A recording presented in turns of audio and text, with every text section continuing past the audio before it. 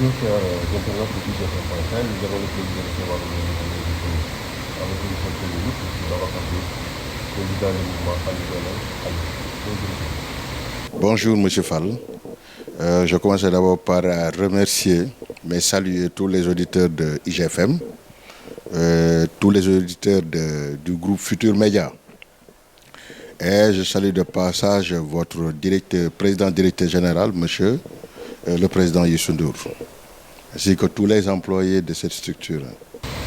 Alors, M. Diop, rapidement, la semaine prochaine, votre mouvement a sorti un communiqué pour condamner, selon les termes du communiqué, avec la dernière énergie la plus accordée par le régime national aux conclusions de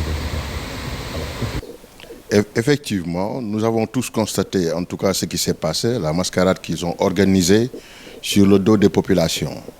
Au sortir des élections présidentielles que nous avons toujours contestées, et nous continuons à contester les résultats de ces élections, le président Macky Sall a bien voulu en tout cas convoquer toute la landerneau politique de ce pays, à savoir les responsables politiques, les partis politiques et la société civile, pour dialoguer et essayer maintenant vraiment de régler en tout cas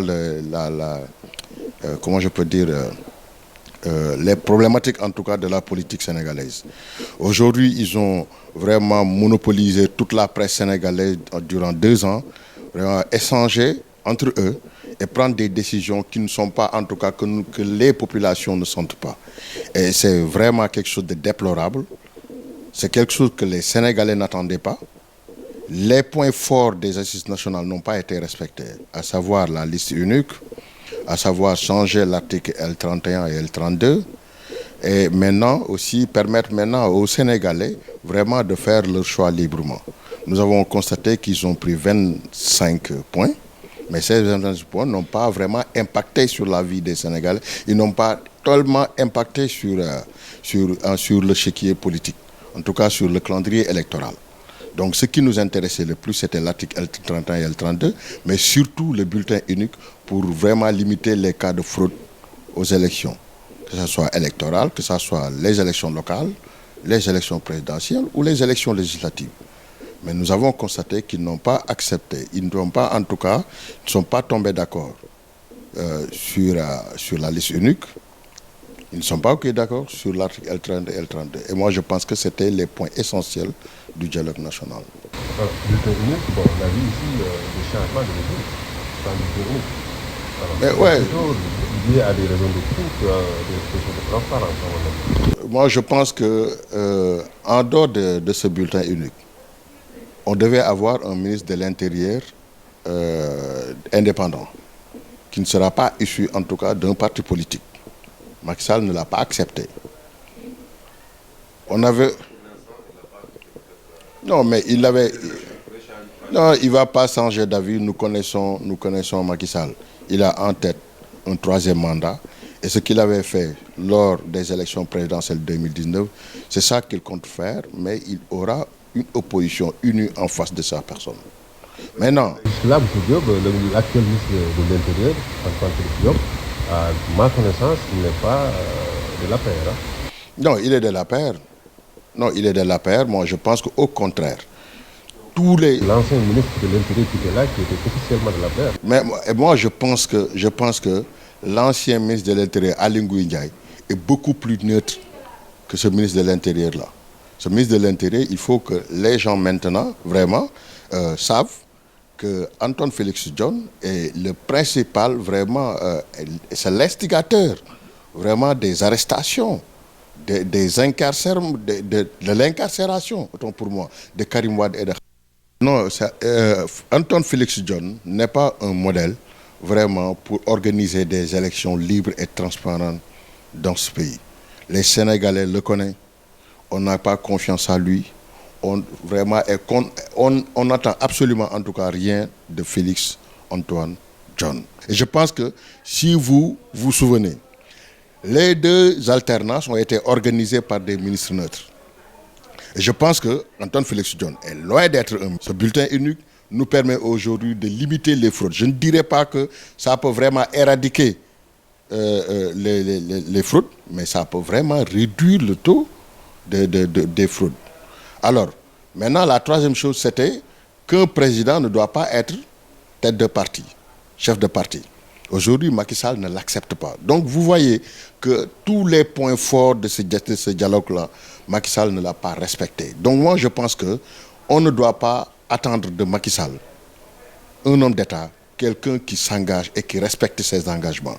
Donc, c'est la raison pour laquelle, comme nous, comme d'autres Sénégalais, en tout cas l'écrasante majorité des Sénégalais, ne sont pas satisfaits de ce dialogue national. Et je pense que beaucoup de gens en doutaient, et c'est ce qui doutait vraiment de la sincérité du président Macky Sall. Les Sénégalais, dans la majorité, selon vous, ne sont pas satisfaits de ce dialogue national. C'est-à-dire que vous, en tant que mouvement, votre leader, Khalifa Sall, pourrez ne pas, sur la base de ces conclusions, ne pas se présenter, si toutefois la possibilité de se présenter comme candidat en 2024. Moi, je pense que nous gardons espoir et nous allons continuer le combat de la politique. Ce que nous avons conclu en réalité, c'est qu'avec Macky Sall, ce n'est pas un homme de dialogue. En tout cas, le président Ousmane Sonko a montré le chemin. Avec Macky Sall, il faut savoir faire face avec rigueur et fermeté. C'est ça la vérité. Nous, on croyait qu'en face de nous, nous avons un président républicain. C'est la raison pour laquelle nous avons toujours eu confiance à notre justice. Mais malheureusement, nous avons tous constaté que nous n'avons pas un républicain à la tête de ce pays, mais nous n'avons pas aussi une justice libre. Raison pour laquelle, de nos erreurs, Sonko a compris qu'en face de Macky Sall, ce n'est pas maintenant de respecter les lois et règlements, ce qu'il faut faire face quand tu sens que tu as le droit de faire face. Aujourd'hui, nous, on nous a accusés à tort, on nous a incarcérés à tort, et on nous a empêchés de se présenter aux élections présidentielles sans aucun argument. Maintenant, Sonko a compris cela. Il a pris ses responsabilités, il a fait face à cet État. Nous croyons fermement que Khalifa Sall sera candidat aux élections présidentielles de 2024. Parce qu'absolument, en réalité, absolument rien ne l'empêche. Parce qu'aujourd'hui, s'il est condamné à 5 ans, normalement, le fait qu'il soit inéligible, le magistrat devait le mentionner sur sa condamnation. Mais nous avons tous constaté qu'il n'y a aucune mention, en tout cas, qui nous parle que Khalifa Sall ne doit pas être candidat. En tout cas, on l'a mentionné. Au parrainage, Khalifa Sall était éligible. C'est après les parrainages qu'il devient subitement inéligible par le Conseil constitutionnel une fois de plus. Et nous savons tous que le Conseil constitutionnel roule exclusivement pour Macky Sall. C'est des démembrements du cabinet présidentiel, en quelque sorte. C'est des gens qui suivent de doigt à l'œil le président Macky Sall. Donc moi, je pense que, pour moi, personnellement, et l'écrasante majorité des constitutionnalistes, Khalifa Sall est toujours éligible. Mais le temps est le meilleur juge. En tout cas, tout ce que nous devons faire politiquement, nous allons le faire pour que Khalifa Sall soit candidat aux élections présidentielles, parce que c'est l'espoir de tout un peuple. L'espoir de tout un peuple, au moment où, du côté du pouvoir, on parle d'arriver, sur le terme alimentaire de Gloria, je ne sais pas si c'est ça. Non, moi je pense que c'était de l'intoxication, de la calomnie, vraiment, comme d'habitude, des brimades d'intoxication. Nous connaissons en tout cas les stratégies de Macky Sall. Macky Sall, il a l'habitude maintenant de dissuader en tout cas les Sénégalais. S'il y a toujours un problème, il cherche maintenant à faire ce qu'on appelle les contre-feux là. Donc, il savait très bien que Khalifa Sall ne sera jamais vraiment son soi-disant Gloria entre guillemets. Il n'a qu'à assumer son bureau de Sow et vraiment laisser les Sénégalais tranquilles. Aujourd'hui, les Sénégalais ont d'autres priorités. Nous avons aujourd'hui, il y a le problème de la famine.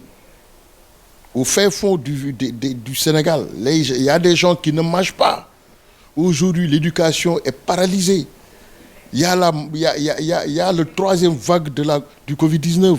Moi, je pense que Macky Sall devait avoir d'autres priorités. Mais une fois de plus, le comportement de Macky Sall montre à suffisance que Macky n'a aucun respect à l'endroit de sa population. Moi, je pense que bon, de toute façon, le président Khalifa Sall a répondu à travers, en tout cas, les réseaux sociaux lors de sa tournée politique à Fatick. Moi, je pense que pour ceux qui connaissaient Khalifa Sall, savent très bien que Macky Sall sera la dernière personne à rejoindre le camp de Macky Sall. Nous avons décidé de nous opposer Nous allons nous opposer et nous allons continuer à s'opposer jusqu'à ce que Macky Sall quitte la tête de ce pays. Je vous remercie, M. Fall, je remercie IGFM, je remercie le groupe Futurs Médias, je les encourage de passage. Et je tiens à saluer aussi mes camarades du mouvement Andedolel Khalifa Sall que je dirige. Je salue aussi et j'encourage la plateforme Taxawu Sénégal. Et je fais un appel à toute l'opposition de faire une grande coalition de l'opposition pour débouter Macky Sall à la tête de ce pays.